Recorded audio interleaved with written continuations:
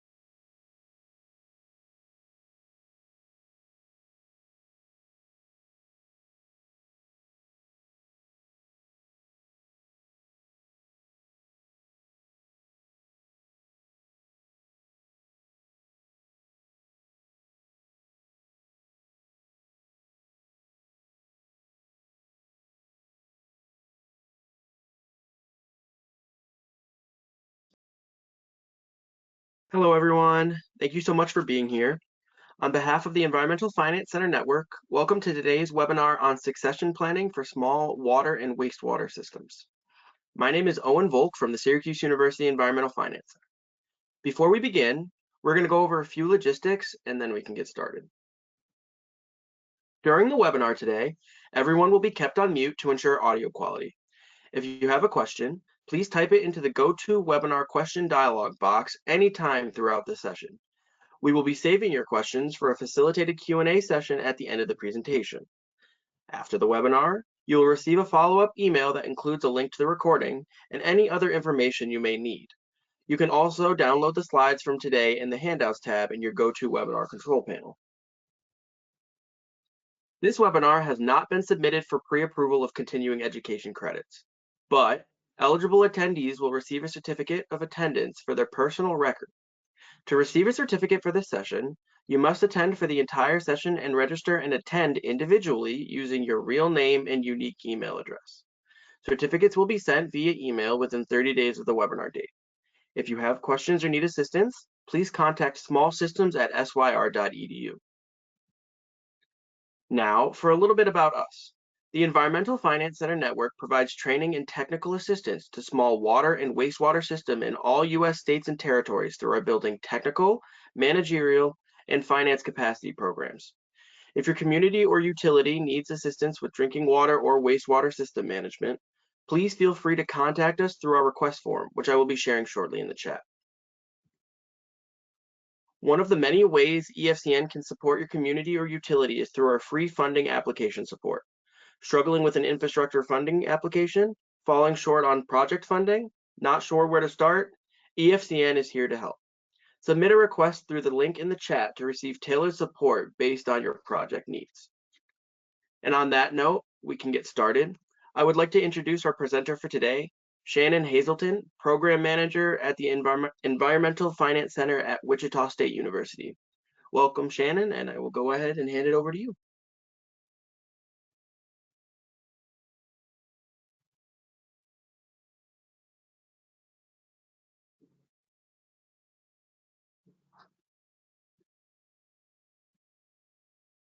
Can you hear me, Owen? Yep, you sound good. Okay. I'd like to welcome everybody to our webinar on succession planning. I'm Shannon Hazelton, a program manager for the Environmental Finance Center at Wichita State University. I'm a licensed water and wastewater operator in Iowa, and I have reciprocity in Alaska as well. My contact information will be at the end of the slide, so if you're in Iowa, Missouri, Kansas, or Nebraska and need assistance with this topic or anything water and wastewater related, please reach out to see if we can help you at no cost. If you don't live in one of those 4 states covered by our EFC, reach out to the EFC in your region. We are here to help you guys with daily challenges. Water and wastewater individuals don't like asking for help very much, but at the same time would help anyone that asks. I do technical assistance, but I still affidavit operate for 2 small communities that didn't have a succession plan in place. I'm currently working on that with them now, and we will talk about parts of that later on in the presentation. During this presentation, I want you to think about what succession planning means to you and how planning for it can help you the community you serve, and the next generation of operators. I plan to cover the basics of things to consider. This is not a cookie cutter or a one-size-fits-all solution for succession planning. There are too many factors outside of your control that can come into play. One example of succession planning would hypothetically be if you were creating a presentation for a webinar on any topic. Let's just say the topic you were going to present was on succession planning, then you would want to make sure the materials were able to get to other people to present. Not sure if any of you may have noticed, when you initially signed up for this webinar, it was with one program manager, and now a different one is presenting.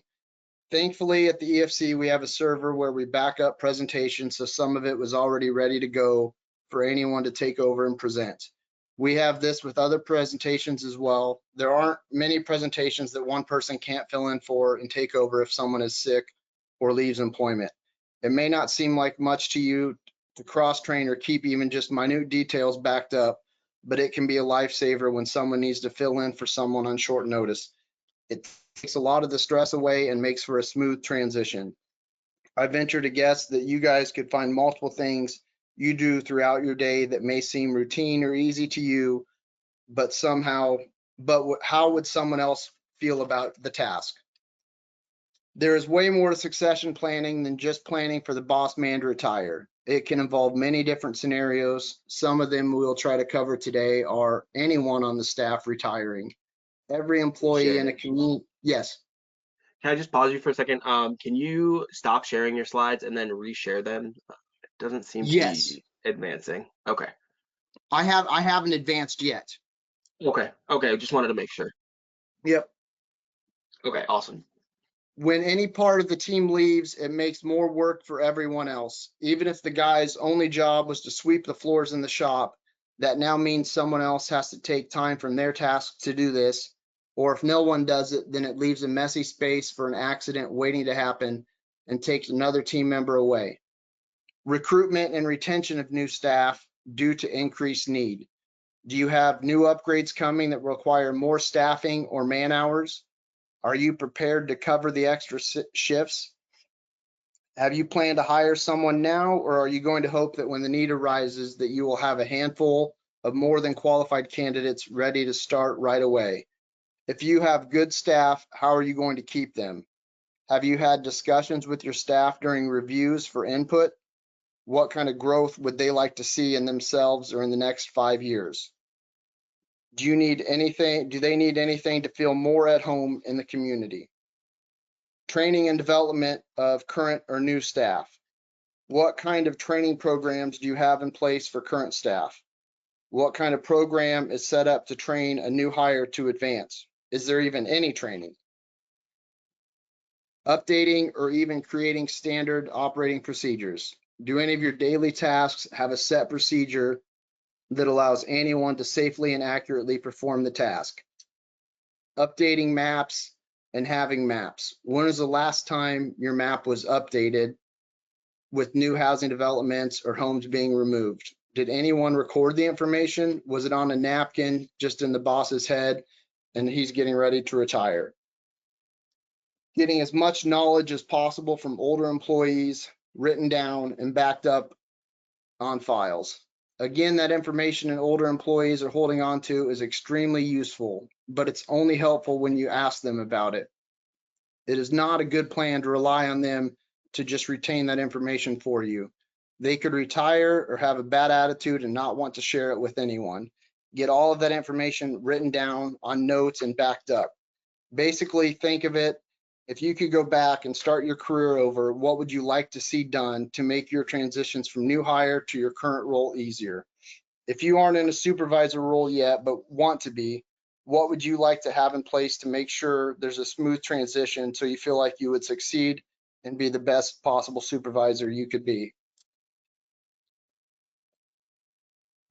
What is one of the 10 most important jobs in the US? Water and wastewater treatment comes in at number 9. I think we can agree that it's a little more important than that, but this was from Reader's Digest back in 2022. I can't think of anything that I could live without more than clean, safe drinking water. and water and sewage not accumulating in my basement. We know the importance of it, but do your supervisors, your community, or the council? What would happen if you weren't there to do your job or your coworkers' tasks or fill in for your boss's position? You come to work one morning and your lead operator meets you at the door and says, "I quit," or one of your lead operators has suddenly passed away. What will you or your utility do? Have you planned for a replacement in any position? Have any of the other staff been trained on these roles? Have other departments been cross-trained? How are you going to try and recruit a new staff member? One small community around here has about 80 residents, and they haven't had a licensed operator for over 5 years when they decided to take away the wastewater system and make a whole septic for every individual house in town. They have such limited personnel, they don't even meter the water. They have a quarterly billing regardless of the business or household size. The only operation they have is the daily operator that does the morning rounds before he goes to his full-time job. He checks the chlorine, the pumpage, and the residual out in the system. He is the only operator, so he has no days off. He is just starting out and has been trained on how to do the daily rounds and not respond to emergencies. The affidavit operator is responsible for all the paperwork for the state, site visits from the state, helping with any emergencies that come up to offer more training to ensure the current operator gets his required license. The lack of succession planning here began long ago. There are no maps of the distribution system, so nobody knows where the pipes are located or the materials or the size.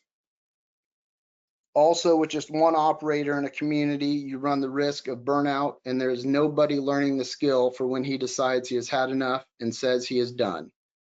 As part of the succession planning, when the job posting for this came out, they put a requirement of needing to be able to obtain the proper licensing because the last employee had never wanted to be licensed. So the individual stayed until the local regulatory authority stopped and made them get a licensed operator, which isn't that big a deal, but since the pay amounts to about $20 a day, nobody is wanting to leave their community for a pay cut. This requires the city to have a daily operator and an affidavit operator. This is extra money that the city could be investing in other places if they had lined up additional operators from the beginning to split up the duties throughout the month.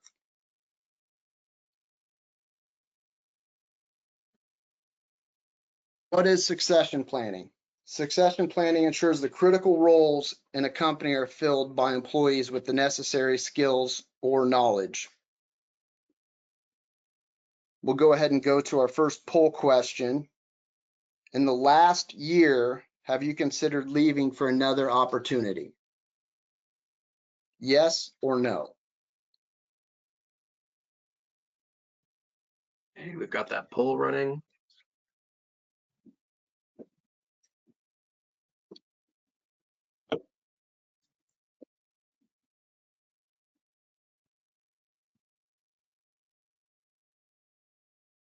We're gonna let it go for another 10 seconds.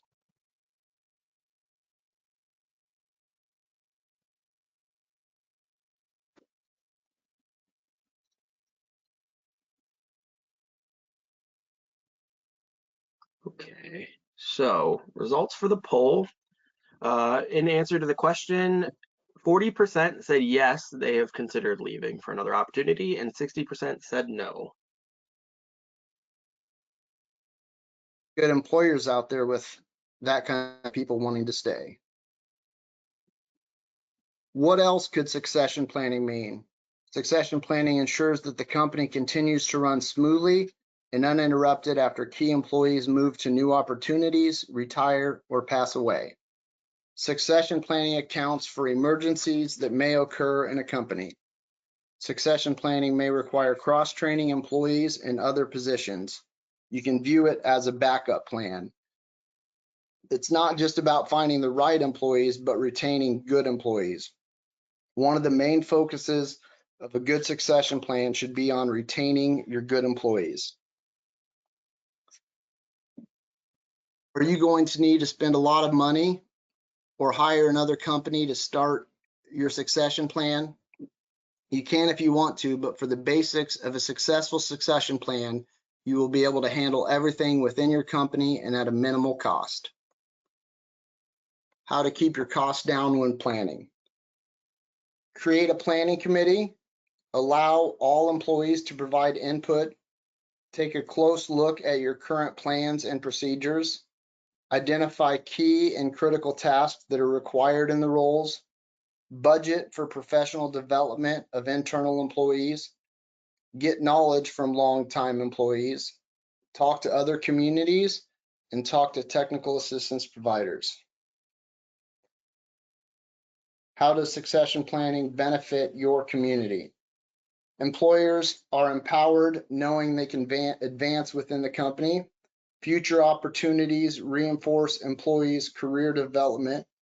Succession planning ensures that supervisors will mentor the employees. Management tracks the value of employees so positions can be filled internally when opportunities arise. Leadership and employees share company values and vision. A new generation of leaders is available when resignations or retirements occur. Additionally, you can have some cost savings from retaining and promoting employees and not having to advertise and hire new ones.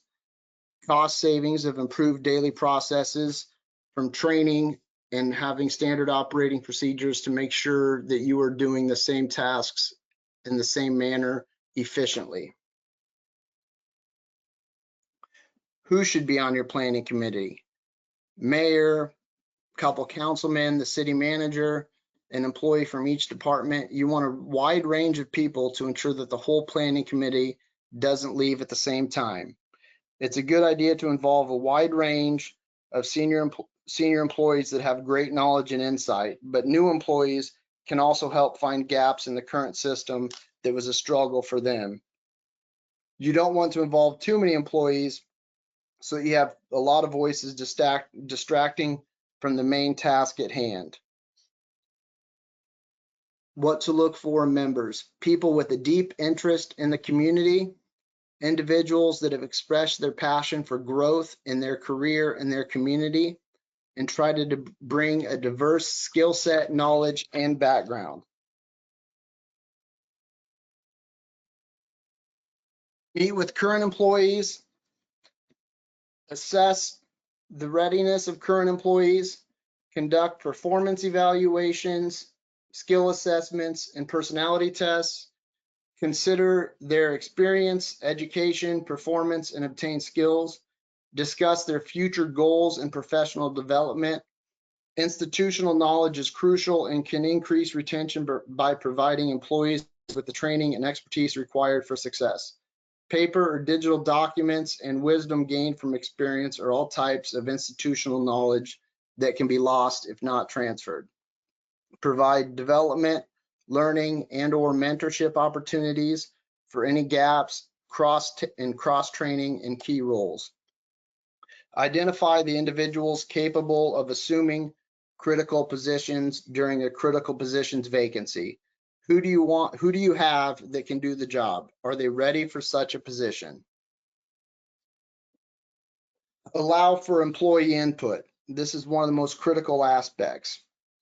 Just because an employee tells you that that's what they want at the time, that does not mean that that's what they're always going to want throughout their career. One community I was involved with had 3 licensed individuals. One was 35 years of service, one was 34 years of service, one was 20 years of service, and they had 2 employees that were unlicensed. In a matter of about a month and a half, they lost 2 of their licensed operators and were down to the longest tenured employee who felt obligated to stick around. You ask the employees to get licensed, and they don't want to do it if they're not going to get more money. So how do you get an employee to get the licenses that it needed, but still afford the budget to not pay them too much money that you need to raise the water and sewer rates? Find some common ground that would involve slow, gradual step increases to get them to where they need to be, so you have the minimum operating that is required by the state for your facility. Why are operators leaving? Some operators are leaving for retirement. Some are leaving for more pay. Operators leave for another opportunity for any number of reasons. With families involved, it's going to happen where an operator needs to leave for a partner's job or for their kids. Those type of departures are unavoidable. Those will happen, and with a family first atmosphere at work, this should never be a problem. Let them know you are sorry to see them go, wish them luck, and offer a letter of recommendation. Retirement happens, and that's a good thing. Celebrate the journey of the operator, even if not all of his time was with your community. We all work long and hard and should be allowed to enjoy retirement however we see fit at whatever age we decide to do it. The other departures that are avoidable sometimes are too late by the time you hear about them. A neighboring town offering more money or cheaper insurance. Maybe they are offering a more flexible schedule and not requiring you to punch a time clock day in and day out. Some people leave for a lack of advancement opportunity. They don't need to run the whole town. They just want to feel like their efforts and education have earned them some decision making or a part of the community to help make decisions on. A lack of trust from upper management and lack of council support is probably even bigger than pay. When you feel like you aren't being heard or trusted, that is no fun at work. You also can't speak out against managers or the council, so it's tough on what you should do. Most people don't want to wait for bad managers or bad council to leave, so they just leave themselves because it's easier. Poll question number 2. Why would you leave? A, pay. B, benefits. C, shift schedule. Or D, multiple reasons. I've got the poll running.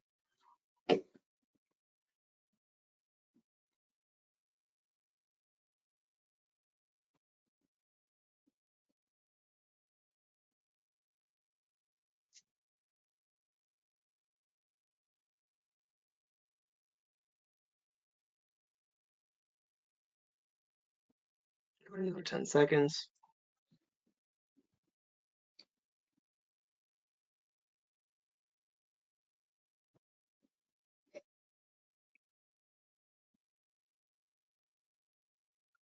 Okay, so the results of the poll, 16% said they would leave because of pay, 3% said benefits, 4% said shift schedule, and 77% said multiple reasons. What would help employees stay? Pay, incentives, being properly staffed, valued, heard, and respected. When employees feel they are listened to and given opportunities, they will stay.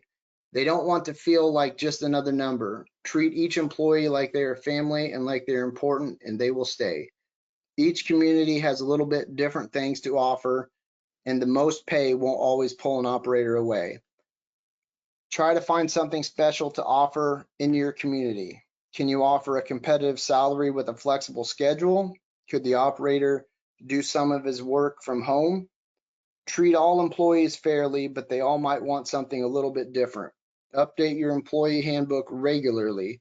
Does the amount of vacation offered align within the industry? Has your tools or equipment been updated? Get creative and try to offer something nobody else is if you are constantly losing operators. How can you help them stay? Give them leadership opportunities and a work-life balance. Let the people you are trying to eventually have in leadership roles have more responsibility, even if it is temporary or limited. Let them learn how to do the reports on a regular basis. They don't have to sign them, but let them learn some of the management roles. A good manager should not have a problem teaching others how to do their job. One of the best things I've heard in a job interview was a supervisor said he wanted to train me to take his job. I knew that place was going to be a good environment, and it was. I've carried that with me in roles ever since. You aren't training them to force you out or get you fired. You're training them so they are ready when you decide to leave. Take a long, hard look at your vacation, sick time, and comp time policies. Are they on par with neighboring communities? And does it encourage a healthy work-life balance for the employees? Encourage time off and have rewards for time off set in place. Water and wastewater operators work long hours and are on call more than most professions. Try to eliminate employee burnout before it occurs. Once an employee has been upset at work and doesn't feel like things will improve, it is almost too late for them to not look somewhere else. Have family outings with employees. Bring the kids to see your office and plant tours. Kids love that. It helps kids and family understand the importance of the job so they are less hurt when you have to leave or miss a family event because they know you are helping someone who needed to avoid disaster. Their notes from the State of the Water Industry by the AWWA. Aging workforce with insufficient recruitment of young workers, difficulty hiring and retaining qualified operators, need for better compensation with wages, benefits, and hazard pay, training and education needs, continuing education and operator certification, need for workforce development programs in schools and colleges, and rotating shifts causing issues. This was directly from operators and personnel in the water utility. I think everyone can relate to more than one topic on here at one point in their career. These topics make it hard to hire in the workforce and hard to retain employees. Hopefully you can stress to your city manager or council that these are concerns everywhere. Some places are striving to change it now. If communities don't change some of these things and try to keep up, they will have a constantly revolving door for employees and never be in a good place to set up a succession plan. Poll question number 3. How many employees are at your facility? A, 1 to 3, B, 4 to 8, C, 9 to 15, or D, 16 or more? And the poll is launched.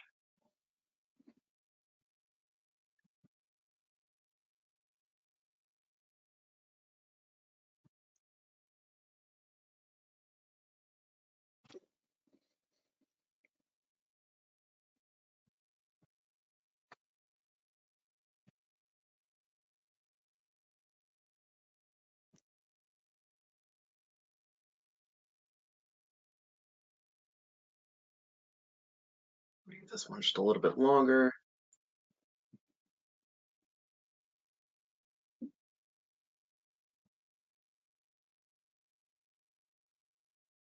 The 10 seconds.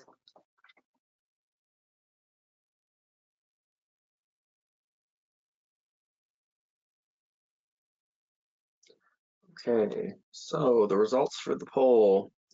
1 to 3 was at 28%, 4 to 8 was at 23%, 9 to 15 was at 17%, and 16 or more was at 33%. Well, a few more large cities than I was expecting. Take a look at your current plan and procedures. Are you properly staffed? Can all staff perform the required task? Could a new employee take off on their first day? How complicated are your daily tasks? Have you simplified them to make smooth transitions for new employees or cross-training other departments? Accessing critical roles. First thing is to assess the roles within your community. A wastewater utility may have a lab analyst, maintenance technician, collection system workers, plant operations, plant manager, or superintendent. Maybe these roles are combined with one person doing multiple roles. What competencies does each position require? Education, license, CDL, etc.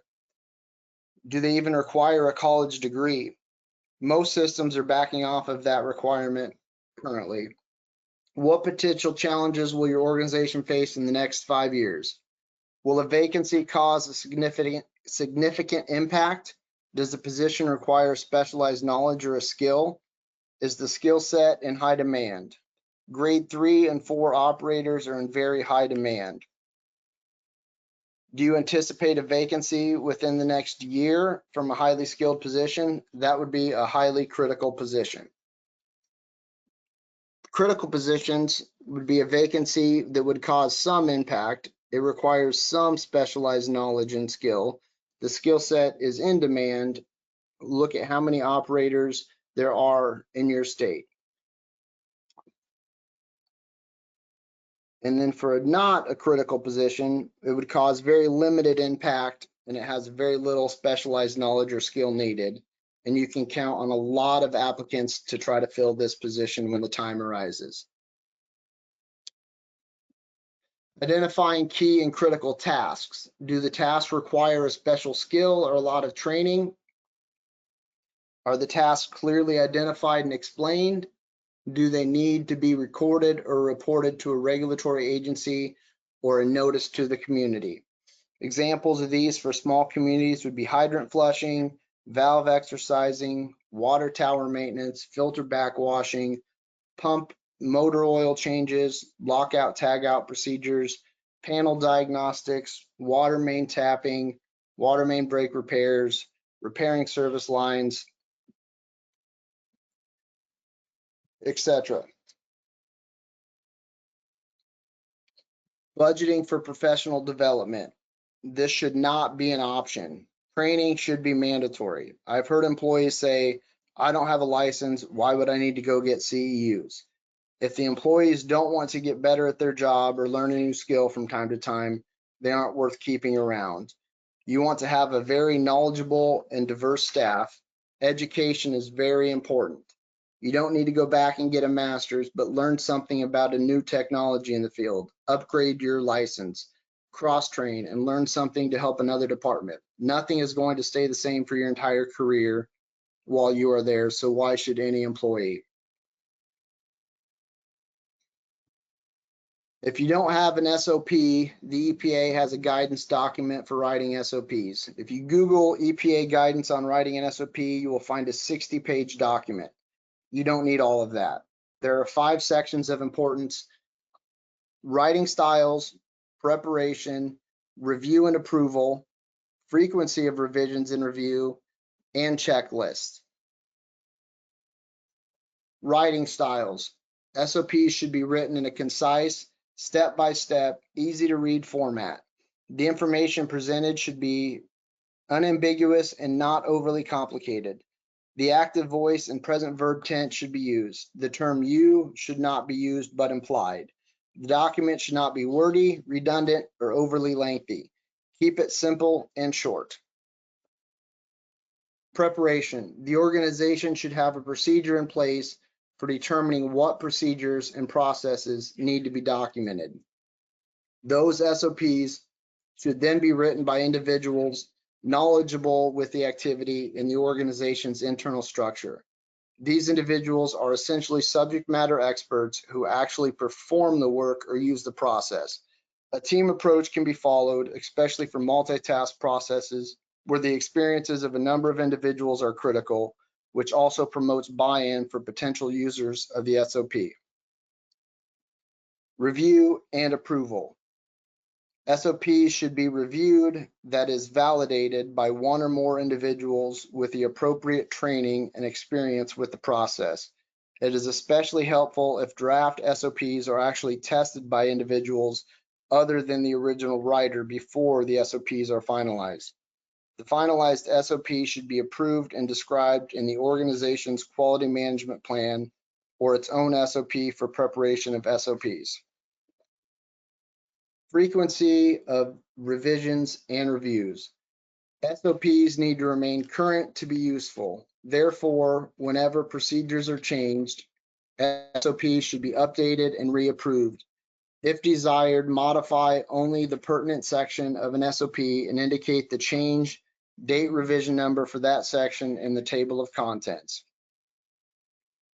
SOPs should also be systematically reviewed on a periodic basis, for example, every 1 to 2 years, to ensure that the policies and procedures remain current and appropriate to determine whether the SOPs are even needed.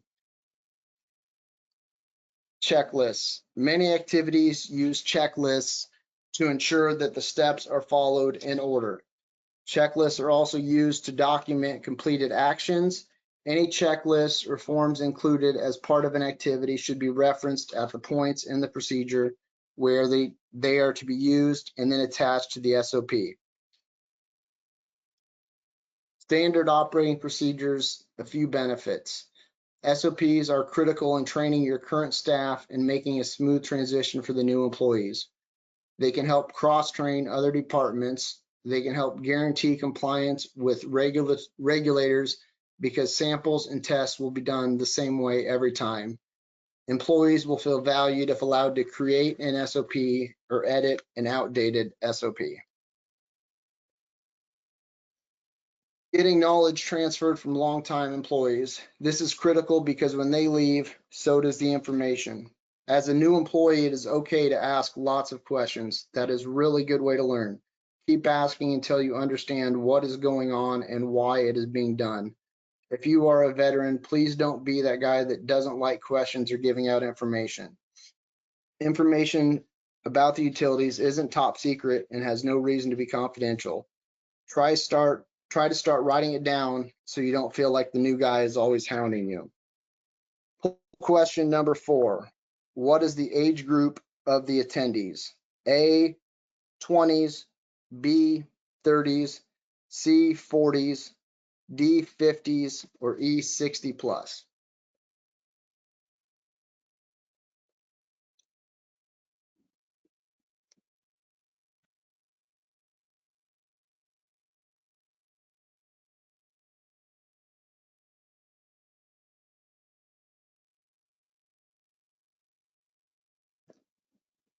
Okay, poll is up.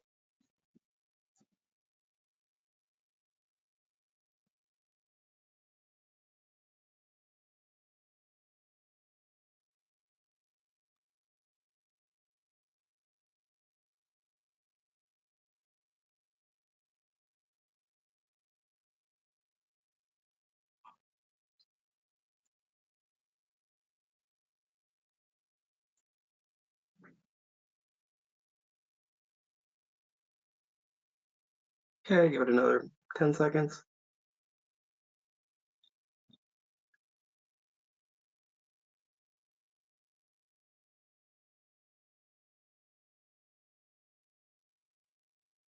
Okay, so results for the poll. 14% said 20s, 18% said 30s, 20% said 40s, 50s was at 23%, and then 25% said 60 plus. Okay.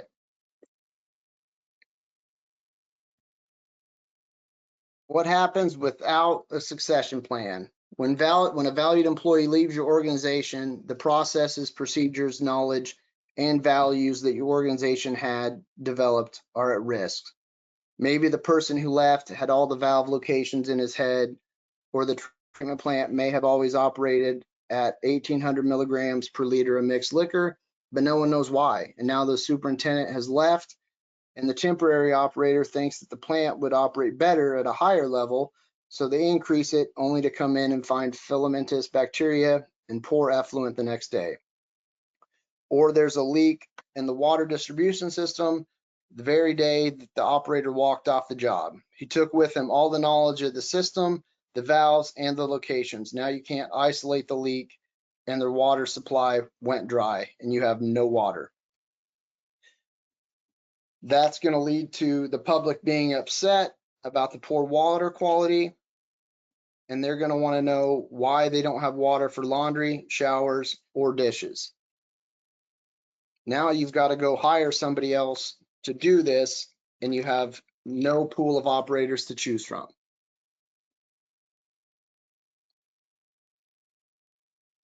$11,200 Americans exit the workforce every single day. It's imperative as we educate and train our younger generation coming in to ensure that they have the proper tools to serve their communities. Think about all the conferences you attend. How many of the attendees are already retired and just getting CEUs to keep their license? I know I see quite a few. How many are looking at retiring in the next month or even weeks? There's quite a few there that talk about this being their last conference they have to attend. Then how many younger people do you see there? There's just a handful and they're not very confident. They tend to only talk to the people from their community. Try to start engaging them whenever you see them. Encourage them. Talk about how great it is that they want to do this and that they will support the community for a long time to come. Offer your knowledge in the industry if they need anything. If one is close to your community, offer to have them come over and start building a relationship, not just for you guys, but for the communities as well. Make sure you are actively engaging youth outside of conferences too. Spread the word about how the job has benefited you. What does the potential look like for them if they choose a career in water? Does anyone out there talk to high school classes or offer plant tours to the public or the schools? You may talk to thousands before finding one person that is interested, but if you can light a spark in one person, that is enough to get the fire burning and help the community ensure long-term success with keeping a pool of operators around. Everyone's experience is different, but let the kids know that just because they become an operator right now where they live, that doesn't mean they have to stay there from graduation to retirement. If they meet a partner and want to move and start a family, there's reciprocity all over the US. There's potential to even go outside of the US. I knew a guy who got taken to Mongolia for a water project. I thought I had some fun experiences getting to work outside of Iowa, but I can't even imagine getting an experience like that. When I tell kids in the IJAG program in Iowa that there's potential to travel all over the US and outside, their eyes light up. To me, the biggest part of a succession plan is operator recruitment and retention. With the median age of the current workforce being 48, we need to get more younger workers involved and excited about careers in water and wastewater. Today's youth grew up with iPads, smartphone, game consoles, and STEM curriculum. Keep investing in technologies such as SCADA to attract them. Provide tours to high school students. Educate them on the many different roles and share the benefits of treating and recovering our water resources. This will paint a clear picture in the minds of environmentally focused young adults who are contemplating their future career path. Consider allowing a job shadow. Check with your school district counselor, participate in local job fairs.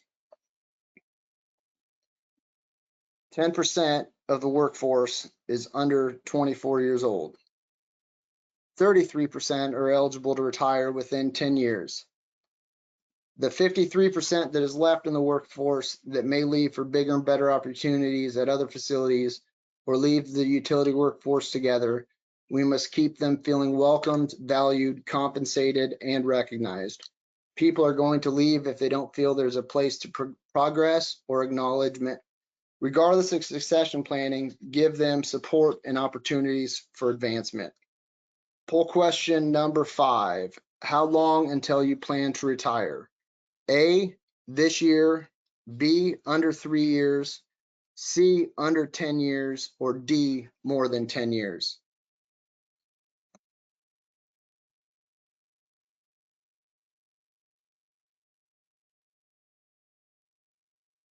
Okay, poll's running.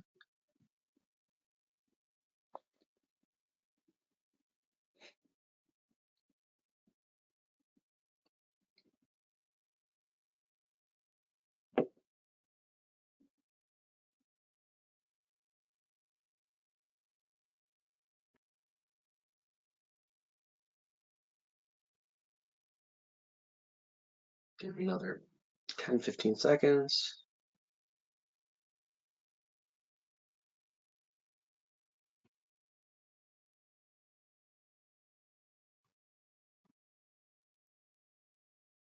Okay, so results for the poll. 1% said that they're planning on retiring this year. Congratulations, that 1%. 17% said under 3 years, 23% said under 10 years, and more than 10 years was at 59%. Ooh, seems like a long ways away for some of them, I'm sure.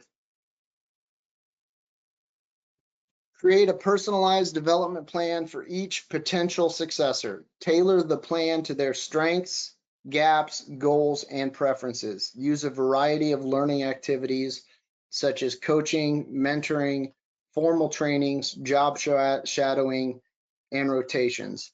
Set clear expectations, objectives, and measures of success for each activity and monitor the progress frequently. The utility must accept the responsibility for the training and development of all employees. It must participate in skills training and development on all levels and to commit itself to the continuous participation. The utility must be able to provide funding for the training. Management needs to consider all applications of employees and communicate why their application was or was not approved. Employees need to commit to participation in training so that the process and development can succeed to its full extent.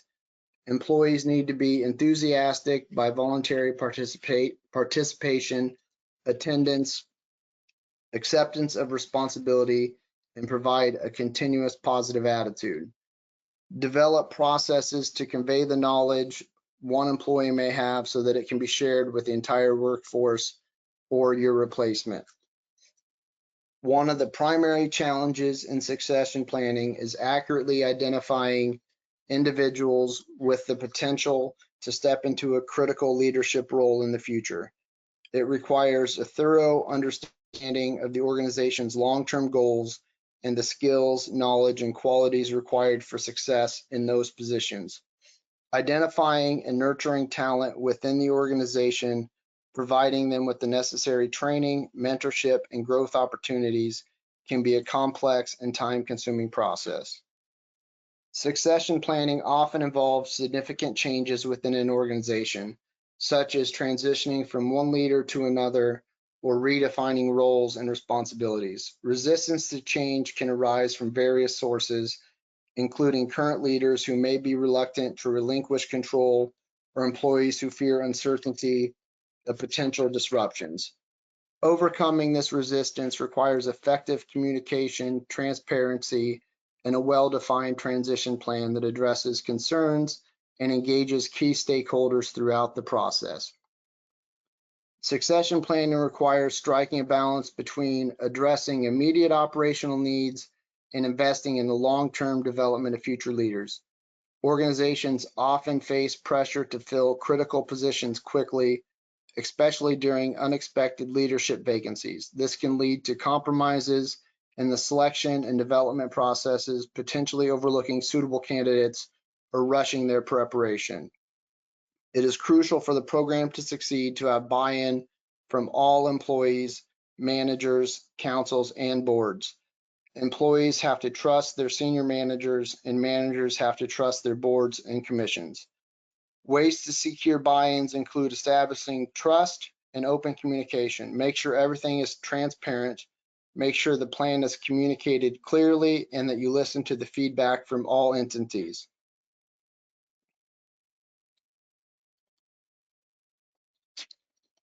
So you are the only operator. How do you plan for succession? An operator sharing agreement is a viable option because most water and wastewater treatment plants do not need a certified operator at all times. Consider upgrading the plant with the ability to remotely monitor with a SCADA system over the internet. Training a new generation of operator is the most viable long-term solution to address the rapidly aging workforce. According to 2018 Bureau of Labor Statistics, only 1% of the water and wastewater operators nationally are 24 years old or younger.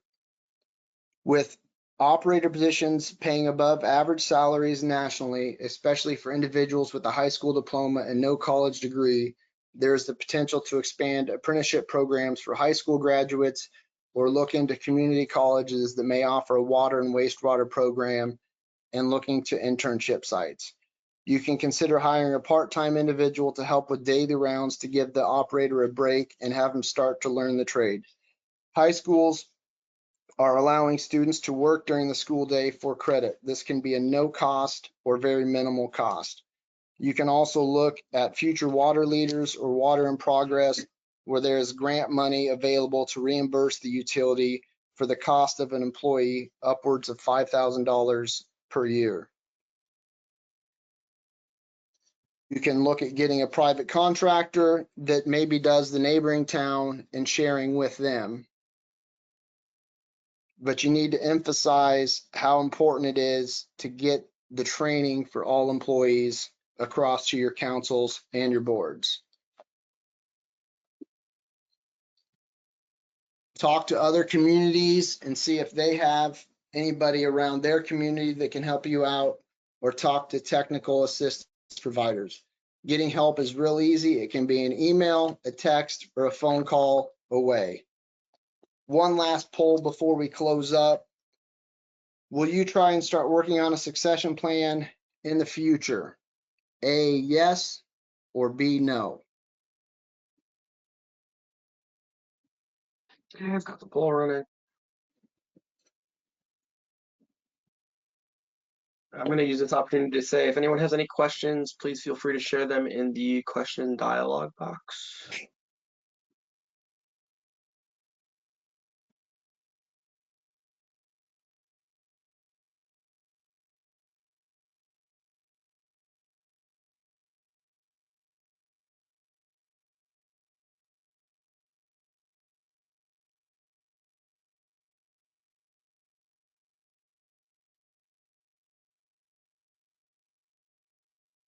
Okay, I'm going to give it another 10 seconds for the poll.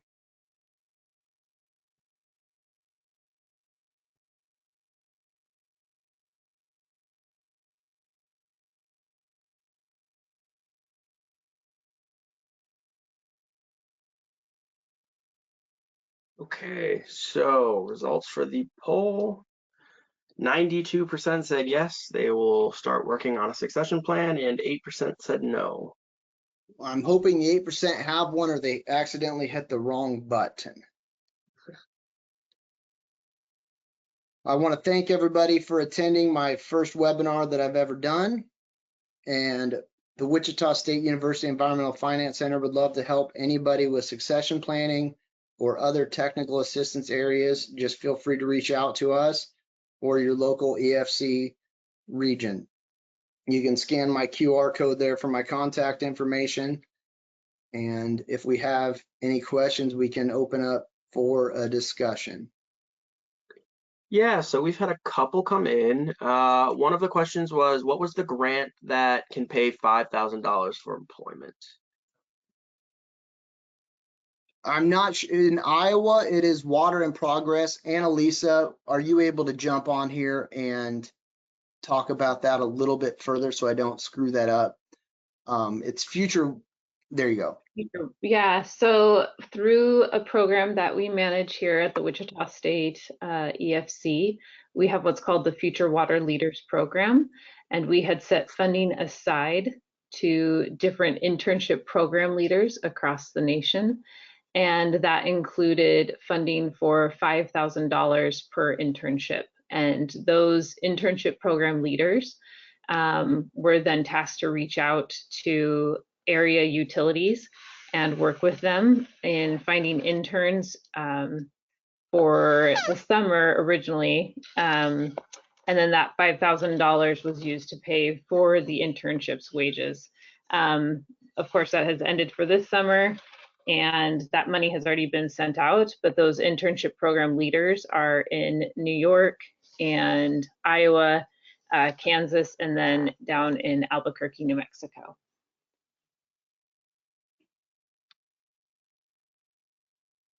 Fantastic. Next question we had, someone was wondering if you could reshare the slide that spoke about SOPs. Which specific, can they comment in the chat which specific one they were wanting? I'm going to go backwards here because I'm not sure how to, I'm in that area.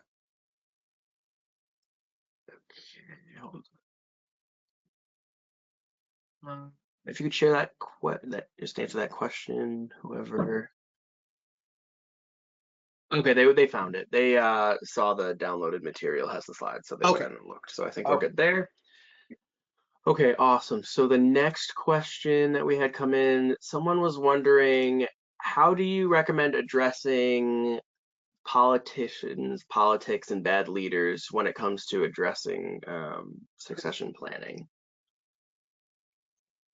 Are you talking about like you are an employee wanting to have a succession plan and you feel like there's bad management and bad counsel?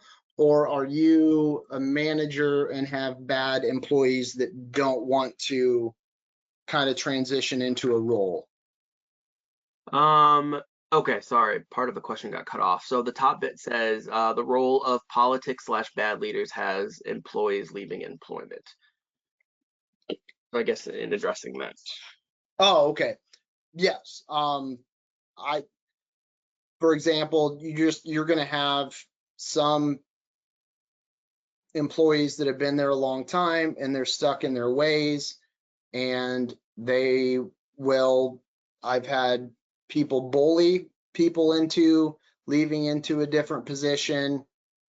I've seen people where there is no leadership roles available to them and they really, really want to make decisions, and there is just kind of some small town, well, we've known this person for so long, we're just going to promote him up there. And so people leave because they aren't given the same opportunity as that a local person is. I think all of those vary differently from city to city, that I don't have a specific answer to maybe what you're looking at there, I guess. Okay. Next question someone had was, have you, I guess I'll add on to the first part, have you done any work with prison reform programs? And if so, have you seen any success? Well, I am starting to reach out to the ones in Iowa. And so there is a program in Iowa at one of the prisons where they have a few inmates that work for the city, that is there, and they have had success there because some of those individuals have moved on when they got released, move on to a larger facility in Illinois where they were working, and wrote back to the prison and thanked them for their opportunities for that. I'm talking to a couple others, and then I know there is a facility down in Tennessee, I think it's Pikeville, that has a water and wastewater facility on site that they're doing internships there with the inmates. So there are programs out there for that. I don't have a specific one that I'm completely involved in yet. I'm trying to start those discussions, but there has been large success from numerous ones involving that Department of Corrections. Awesome. We have one more right now. If anyone has anything else, feel free to share in the chat, in the question dialog box. This last question says, what are the best ways a regulatory agency can assist small systems with succession planning? Just stay in good communication with the community. Offer them other communities that may be their size and dealing with some of the same issues they've dealt with. Make them feel like they're not alone. A lot of times communities that are struggling feel like they're the only ones struggling, and in fact there's almost all of their surrounding communities are struggling as well with finding an operator or having compliance issues, that just having an open dialogue and letting them know that it's okay and it's almost normal, and that get them in touch with a technical assistance provider or that other community that's close by that they can reach out to and maybe get some guidance. Okay, we had two more roll in. We can run through these quick. A follow-up for the prison question. They were wondering if you've had local testing facilities conduct testing in prisons or other locations to bring it to them. Not, if you're referring to the state license, not yet. I have not been able to get that in Iowa. I'm trying to have Iowa open up some more of their testing. There are private, in Iowa, you can do a proctored exam on your own, but in prisons, they don't have the internet capabilities yet for that. I would like to see just where while they're in prison, they get approved for the exam, and then when they get released, they can take the exam, since a lot of places allow a grace period from accepting for the exam to actually needing to take it. So that's a process we're working on to get it done in prison, but it hasn't came out yet. Okay, awesome. And then the final question that we have is, how do you manage employees that do not have interest in advancing, but your system needs intermediate level staffing, and there is resistance to outsiders being brought in? That kind of ties in with that politics and people leaving. Those ones that don't want to advance, they probably have one or two skills that they are really good at and really want to succeed at. Finding those things that they enjoy doing and letting them do those. I've had an employee that really liked to work by himself and do mechanically inclined things, whether it was repairing a motor, tearing out an old pump, putting a new pump in. He just liked being able to think of how he was going to do it himself. And so he didn't want to get licensed. He didn't want to be an operator. He just wanted to be kind of like a laborer. And yes, it fit those intermediate skills in a need. He didn't like change of a new boss coming in there, but he liked working on his own. So I found projects where he could go out, assess the situation, figure out what people he was going to need with him, come back, report what materials he was going to need, what employees he was going to need, and then go do it, and then check back up on him at the end of the day. Because I knew he was doing what he wanted to do, he was going to be doing it. If I gave him a task list, he might not be doing it all day long, but when it was his task, he was on it. So you have to identify those things that they are good at doing and find a way for that to work within your system. Okay, awesome. With that, we will wrap up for today. A huge thank you to Shannon for sharing his expertise with us today.